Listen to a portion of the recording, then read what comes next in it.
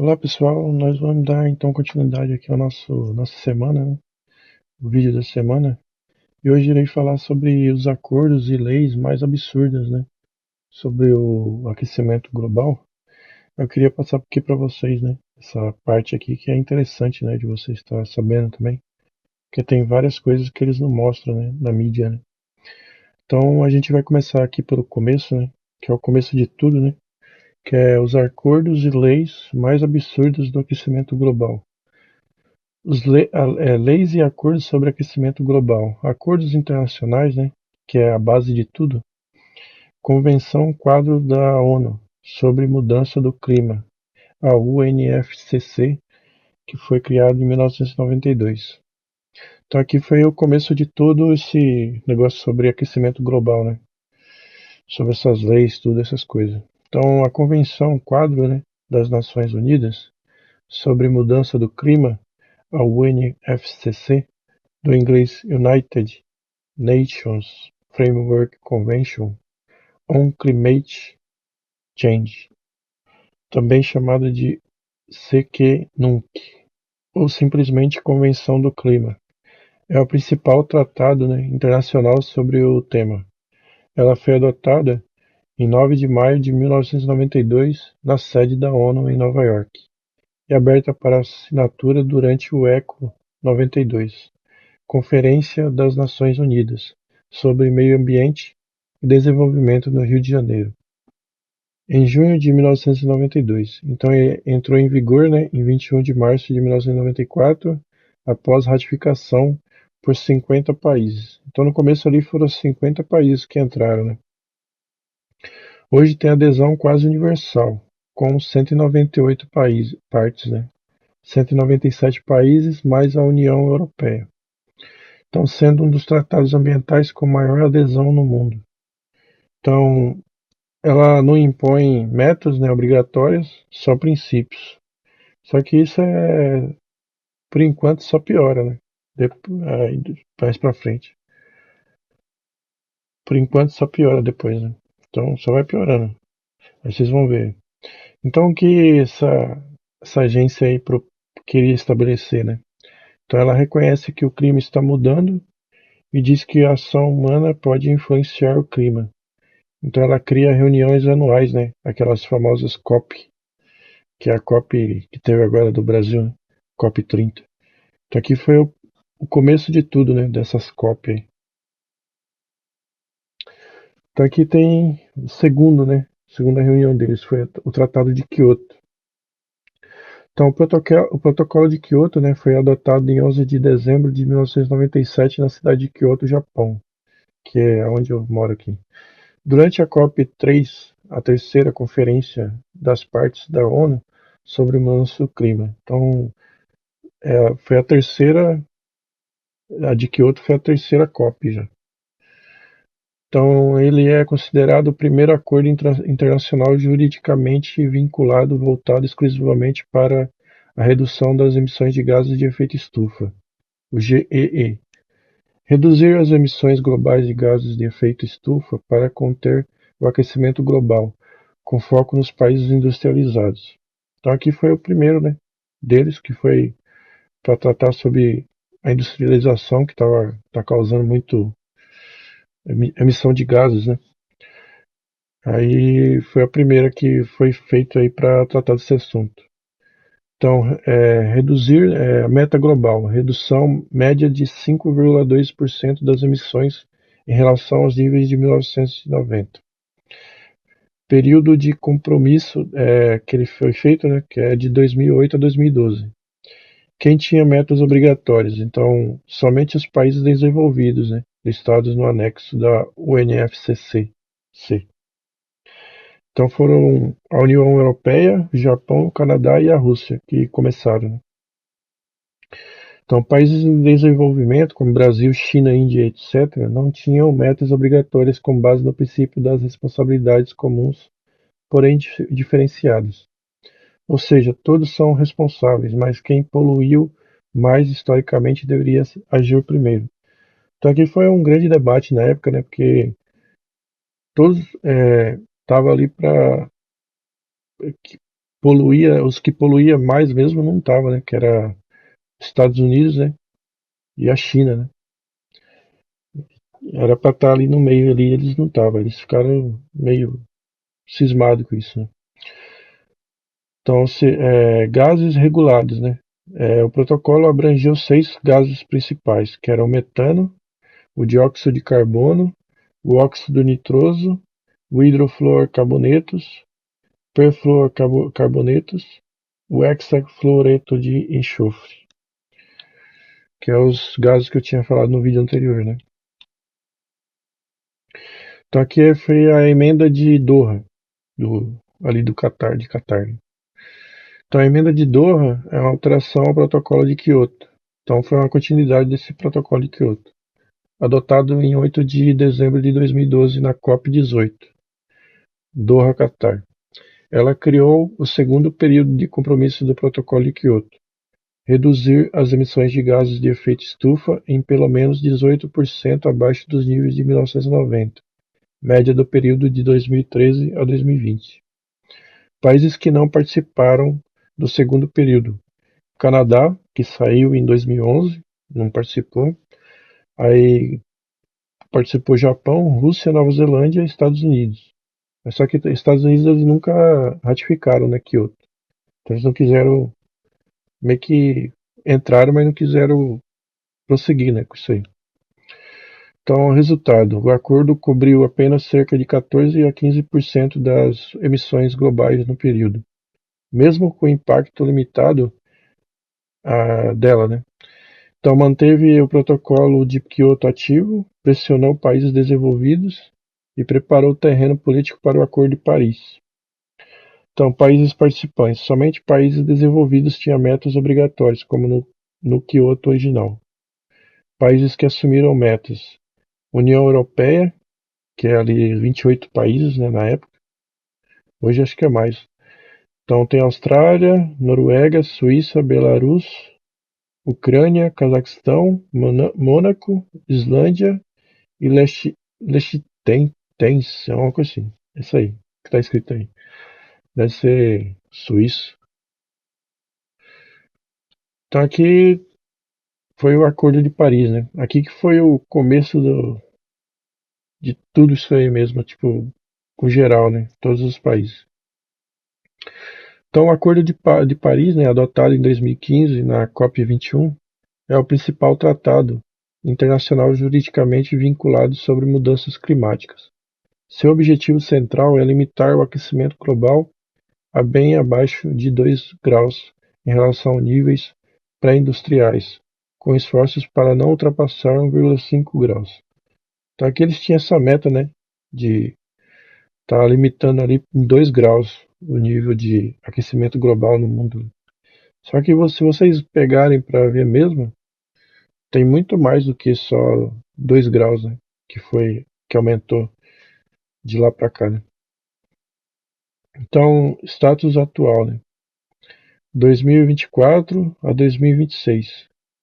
Ameaça ao limite de 1,5 graus, né?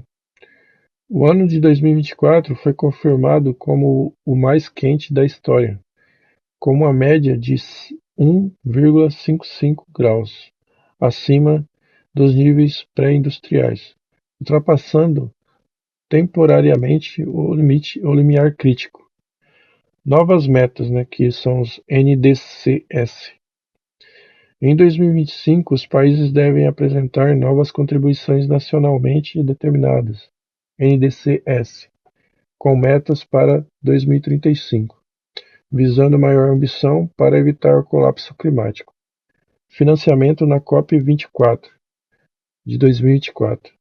As nações ricas concordaram em fornecer 300 bilhões anuais até 2035 para ajudar países em desenvolvimento. Então, eles queriam entregar 300 bilhões para cada país em desenvolvimento, tipo Brasil, esses países menores, né? Só que adivinha o que aconteceu? Os caras passaram a mão. Geopolítica. Os Estados Unidos retiraram-se novamente do acordo no início de 2025. Então, os Estados Unidos nunca foi a favor desse negócio, né? Ele sempre teve o pé atrás, então o Trump tirou, né, esse negócio aí. O Acordo de Paris é essencialmente o plano de resgate, né, entre aspas, do planeta, adotado em 2015, durante a COP21. Ele apresenta um marco histórico onde quase todas as nações do mundo concordaram pela primeira vez em unir forças para combater as mudanças climáticas. Então agora aqui é do Brasil, né? Brasil no acordo. Sede da COP30, né? O Brasil sediou a COP30 em Belém, Pará, né? Em novembro de 2025, marco de 10 anos, né, do tratado. Então, de 2015, que foi o Acordo de Paris, né? E depois de 10 anos, em 2025, o Brasil sediou ali na Amazônia, né? Em Belém de Pará ali.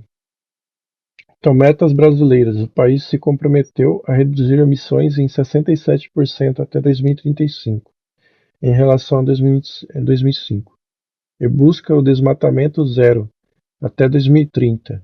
O governo divulgou recentemente o Plano Clima para detalhar essas metas.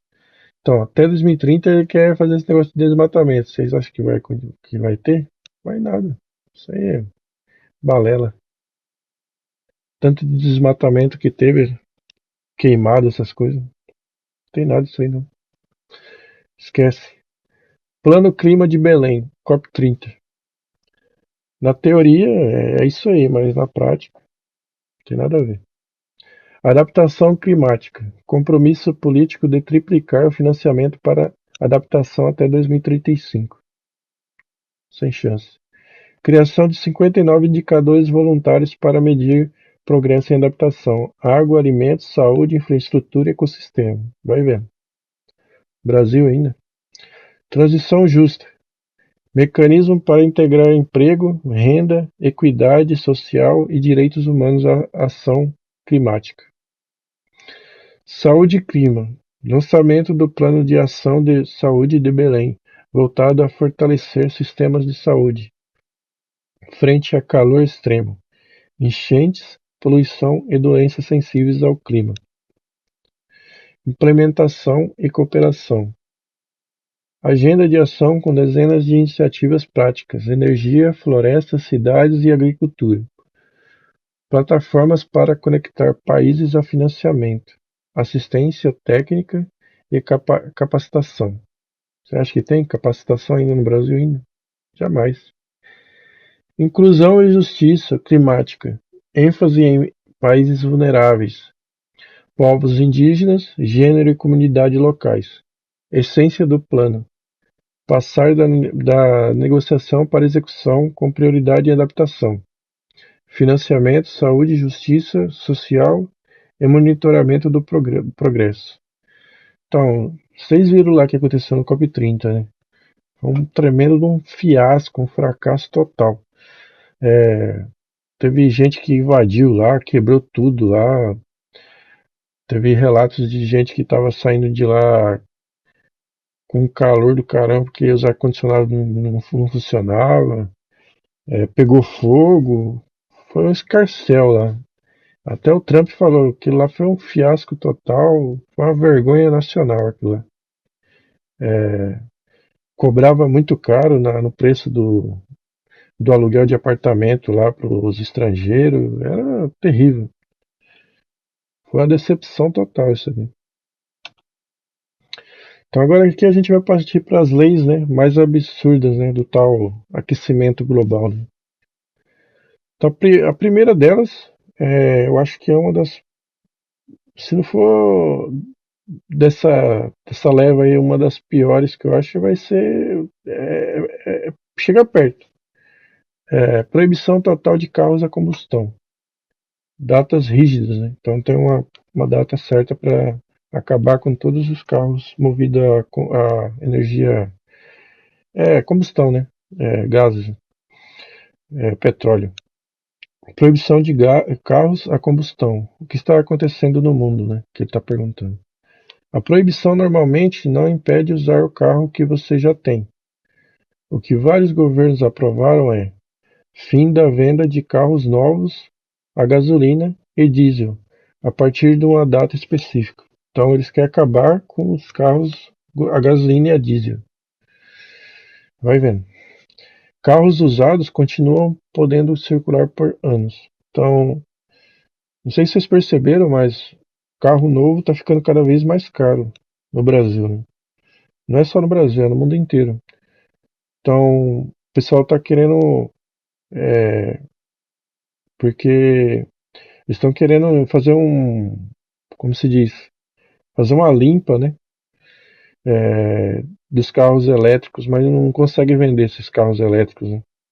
Tá só acumulando carro elétrico nos pátios das concessionárias. Então, onde isso já foi aprovado, né? Então, as datas mais citadas. Então, a União Europeia quer eliminar os carros a combustão até 2035. O Reino Unido quer de 2030 a 2035. O Canadá quer até 2035. Califórnia também. Japão, né? Foco em híbridos e elétricos até 2035. Importante, muitos desses planos ainda passam por revisões políticas e pressão da indústria. Então muitos ainda estão nessa barreira, mas logo logo passa aí uma lei aí que aprova acabar com, de geral, né, com os carros movidos a diesel e gasolina. Qual é o objetivo? Reduzir emissões de CO2. Transporte igual cerca de 20 a 25% das emissões globais. Então eles falam essas besteiraiadas, né? Que está emitindo muito gás CO2, né? O carbônico, né? Na camada de ozônio lá, tudo, mas não tem nada a ver isso não. Forçar a transição para carros elétricos, híbridos e hidrogênio. Só que hidrogênio não tem muita adaptação ainda, né? Então é mais os carros elétricos e os híbridos. Então eles querem forçar que a pessoa compre esses carros de qualquer jeito, entendeu? Por que isso gera tanta polêmica, né? Então tem um custo muito alto, né? Os carros elétricos ainda são mais caros. Mesmo com subsídios, a diferença pode passar de 5 mil a 15 mil dólares, né? Assim, de um carro para outro. Então é muita coisa, né? Então, exemplos, a União Europeia, né? Ele quer tá, até 2035, né, a União Europeia, Reino Unido e Califórnia, que querem acabar com a movimentação de carros elétricos e de carro a combustão até 2035. É o prazo estipulado por eles. Então, por que muita gente, a gente considera absurda, né, essa forçação de barra aí? Porque força a trocar de veículos mesmo onde não existe infraestrutura elétrica. Então, por exemplo, uma pessoa que mora lá no meio do interior lá e a pessoa não tem muita infraestrutura ali para carregar um carro desse, como que funciona, né? É meio complicado, né? Então, baterias dependem de lítio, né? Cobalto e mineração altamente poluente. Então, aqui há uma justificativa também, né? Que esse lítio, cobalto, essas coisas são mais poluentes do que os gases, né? Emitidos pela gasolina ali. Porque se você descartar isso na natureza, vai ser muito pior, né? Então, ele penaliza a classe pobre ali, né? Os carros elétricos, né? Ainda é caro, ignora as soluções, né, intermediárias, biocombustíveis, híbridos e fuels. Então, quer dizer, é uma forçação de barra geral, né? Com esse negócio de carro elétrico. Esses carros aqui, né? Conectado, né? Na tomada aqui, ó. Aqui onde a gente mora, aqui no Japão, tem muito, né? Desses carregadores aqui, ó. Carrega na tomada. Então, crítica, né, comum. Troca-se a poluição visível por uma invisível. Então, é trocar 6 por meia dúzia, né? Não resolve nada.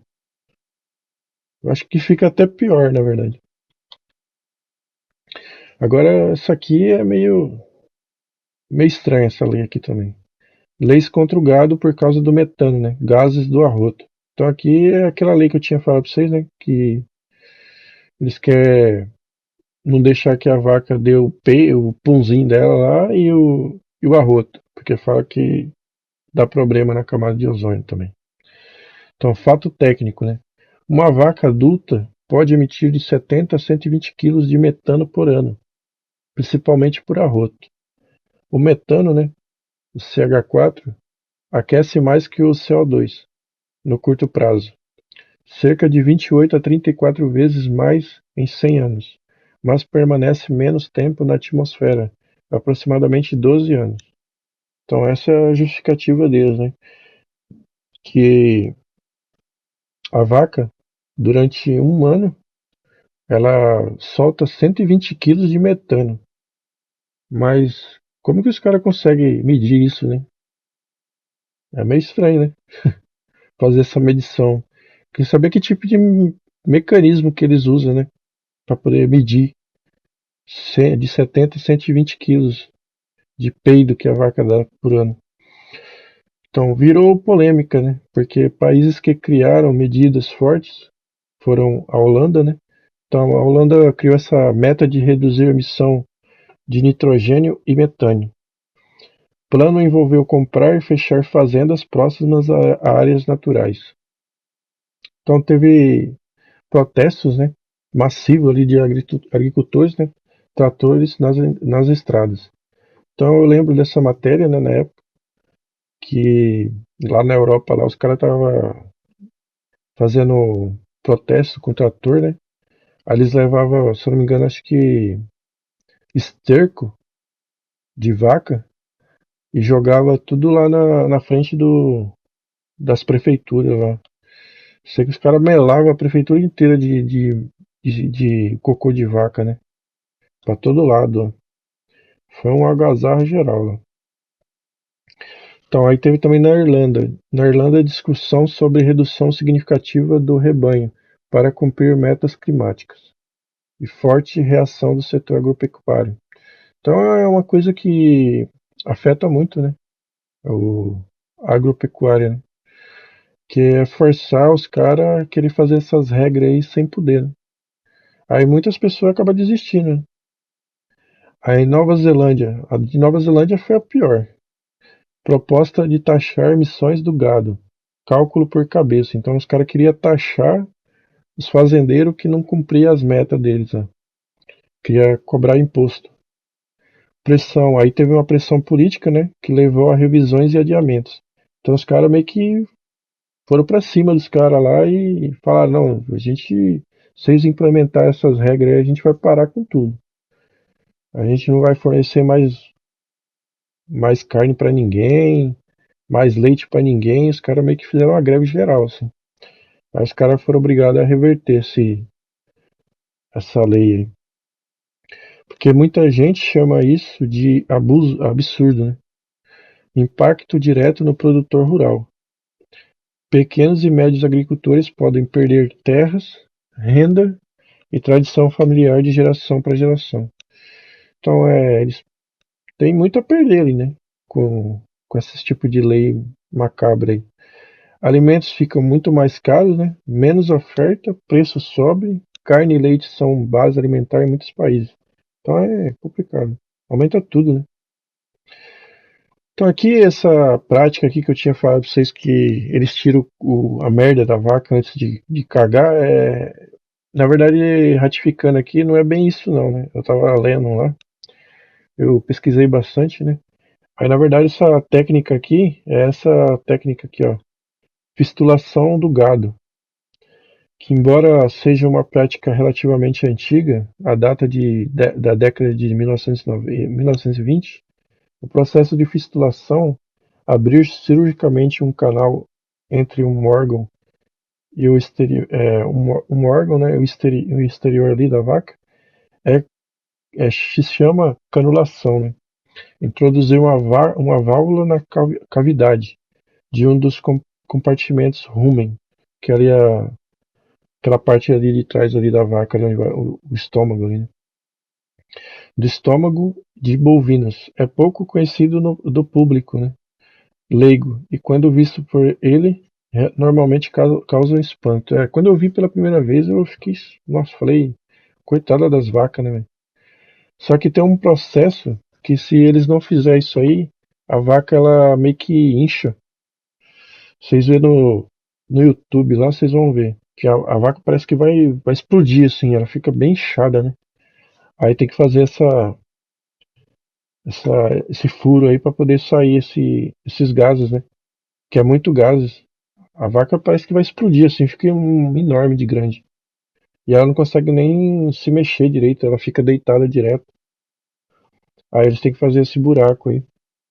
Aí eles têm que fazer tipo um exame, coloca a mão lá dentro lá para poder fazer exame também para ver como que tá a qualidade ali do estômago da vaca, uma coisa assim que eles fazem.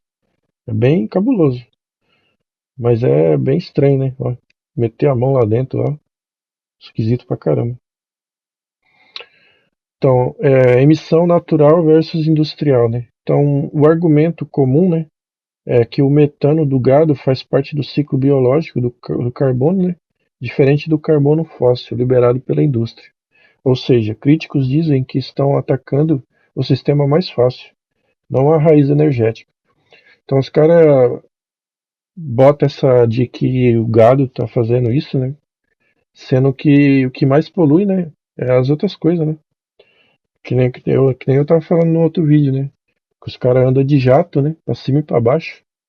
E um jato daquele, aqueles jatinhos, eles destroem muito mais a camada de ozônio do que o gado, né? E os carros. Que aquilo lá solta lá em cima já, né, meu? Então é complicado. Então, desigualdade global, né? Grandes emissores, né, industriais continuam ativos, enquanto países agrícolas recebem pressão maior e pequenos produtores, né, pagam a conta. Então, afeta muito, né, o agricultor, né? Então, não tem para onde correr ali. Os caras enfiam a faca mesmo, sem dó, no bucho ali e vai girando, para torcer mesmo. E sacudir assim para baixo assim um cara para tirar as moedinhas. Então aqui é outra também que outra lei bem macabra também, que essa aqui se for implementada vai dar muita dor de cabeça, que é o incentivo ou pressão indireta, né, para reduzir o consumo de carne. Então eles têm um objetivo de, com essas leis implementando no setor dos bovinos, né, de acabar com a carne, né, a carne bovina, né, carne vermelha.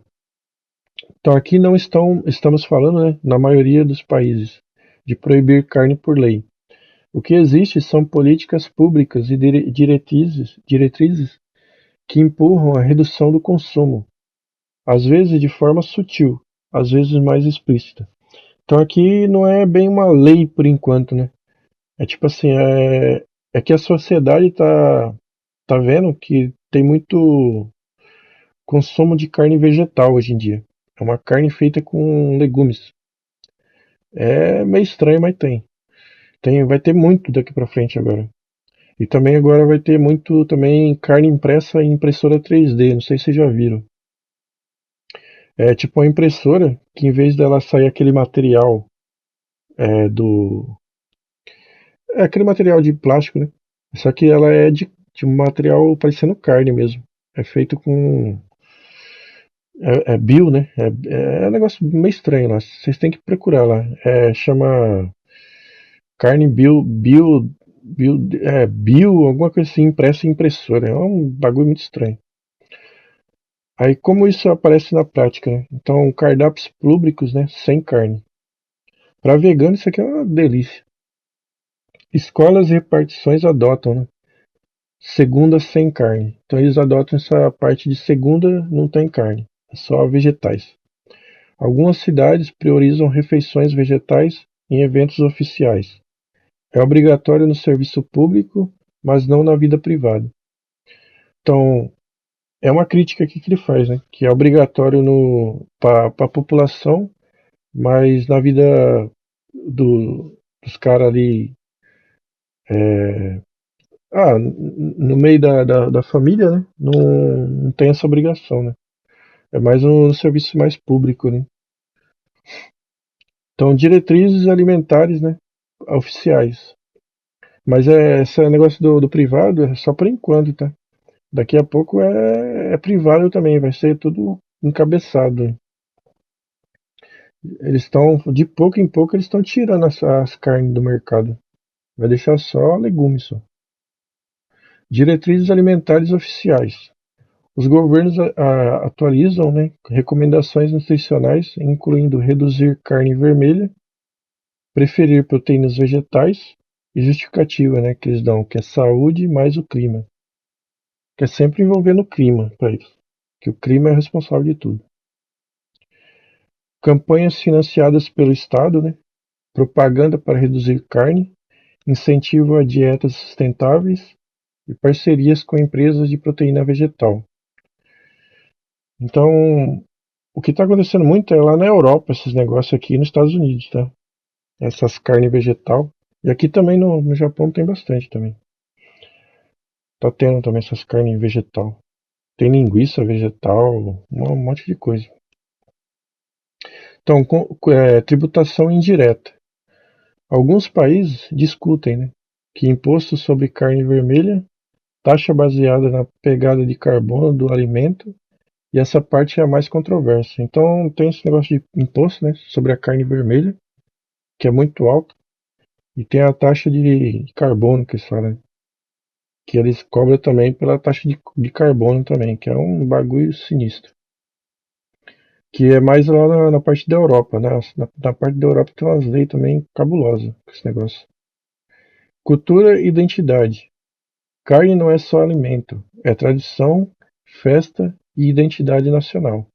Então, para o brasileiro, carne é essencial, né? Carne e cerveja é uma coisa essencial ali. Então, aquele churrasquinho de fim de semana que você faz, né? Já era nessa política aí. Já pensou se ficarem implementos isso aí? Churrasquinho, mano. Ó, nada. E só cerveja, olha lá. Cerveja também tá ficando caro. Interferência na escolha individual, né? Então, os críticos, né, dizem que o Estado pode orientar saúde pública, mas não decidir o prato do cidadão. Então, ó, dá uma olhada nisso aqui, essa imagem aqui. Ó. Carne moída à base de vegetais. Sabor de carne e textura suculenta. 100% vegetal. Vai vendo. É o que a tendência daqui a um tempo vai ser isso aí. Se for implementado essas coisas. Né? Então ele é rico em proteínas e rico em fibras. E não contém glúten. É sempre essa justificativa que não contém glúten. Então, questões nutricionais, né? A carne é fonte direta, né, de ferro, Rem, né, tem alta absorção no corpo. Tem muita vitamina B12, né, e tem muita proteína completa. Então, substituir exige planejamento nutricional. Aí eu coloquei um ponto aqui, né, de reflexão aqui para vocês, né, que o tipo sanguíneo mais comum no mundo é o tipo O positivo, né, que no caso eu tenho o O positivo. Presente em cerca de 39% da população mundial. A minha esposa tem O positivo, meus filhos também é tudo O positivo. Ele é predominante em diversas regiões, né, incluindo muitos países da África, Américas e parte da Ásia. O tipo A positivo é o segundo mais comum, especialmente em nações europeias. Aqueles com sangue tipo O, né, o O positivo, devem escolher comidas ricas em proteínas e comer muita carne, vegetais, peixes e frutas, mas limitar grãos e legumes para perder peso. Os frutos do mar, algas, carne vermelha, brócolis, espinafre e azeites são os melhores. O trigo, o milho e os produtos lácteos devem ser evitados. Aí está um ponto-chave, né? Que vamos supor que eles tirem todas as carnes vermelhas do mercado. Para quem é viciado em carne vermelha, que nem o O positivo mesmo, se ele não tiver carne vermelha na, na cultura dele, na refeição dele ali, do dia a dia, ele fica cada vez mais fraco, a resistência do corpo dele. Isso aí para mim é uma forma de o quê?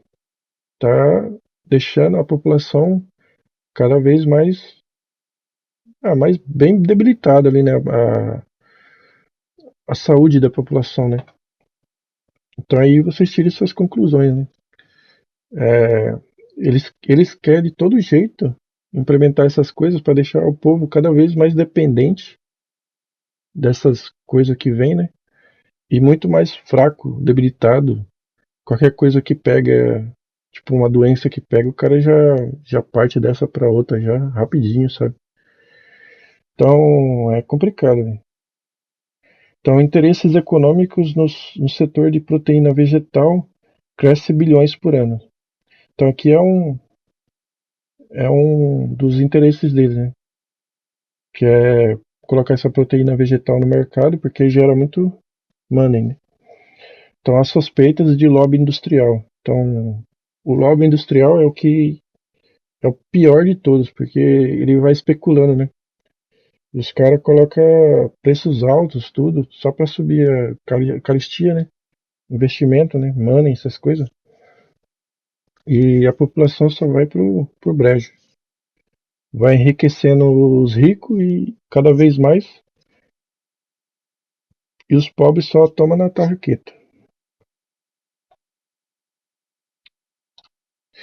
Agora aqui eu vou passar para vocês uma das leis que eu acho que é a mais terrível de todas, que é a lei mais rigorosa de todas, né? Que é essa aqui da sacolinha plástica. Prisão por sacolas plásticas no Quênia. Eu já fui atrás dessa notícia e é verdade, né? É sério mesmo. Pode pesquisar aí que vocês vão achar. Desde 2017, o Quênia possui uma das leis ambientais mais rigorosas do planeta. Fabricar, se fabricar, vender ou até mesmo carregar uma sacola plástica pode resultar em até 4 anos de prisão ou multas que chegam a US$ 40.000. A medida é tão levada a sério que os fiscais podem parar cidadãos nas ruas para verificar o material de suas embalagens. Então vai vendo, se o cara for pego com uma sacola, o cara vai preso por 4 anos de cadeia e tem que pagar uma multa de US$ 40.000. Não é nem reais, é US$ 40.000. O cara tá fudido, tá lascado. É a lei mais rigorosa que eu já vi sobre sacolas plásticas. É essa aí. Então, fica aqui com o meu muito obrigado, né, pra vocês. Aí põe aí em reflexão aquilo lá que eu falei, né? Sobre eles estão querendo de todo jeito controlar a gente, né? E implementando essas coisas terríveis aí, né? Carne vegetal, o gado não conseguir nem mais fazer as coisas deles, né? Arrotar, peidar, que tem que pagar imposto. É uma coisa assim absurda. Então eu deixo aqui meu muito obrigado, né? Se inscreva aí no canal e deixe seu like. E até a próxima. Beleza? Fui! Ah, e no próximo vídeo falarei sobre o, o Sol, né? Que é sobre as explosões solares que está tendo. Aí eu vou explicar bem sobre essa parte do Sol, porque o que está acontecendo no mundo hoje, na verdade, não tem nada a ver com o clima em si, né? Que eles falam que é culpa do ser humano, né? Na verdade, é culpa dessa parte do Sol, né? Que tá vindo essa energia do Sol aí. Então eu vou explicar melhor no próximo vídeo sobre essa parte, né? E muito obrigado aí, deixe seu like e até a próxima. Fui! Arigatou!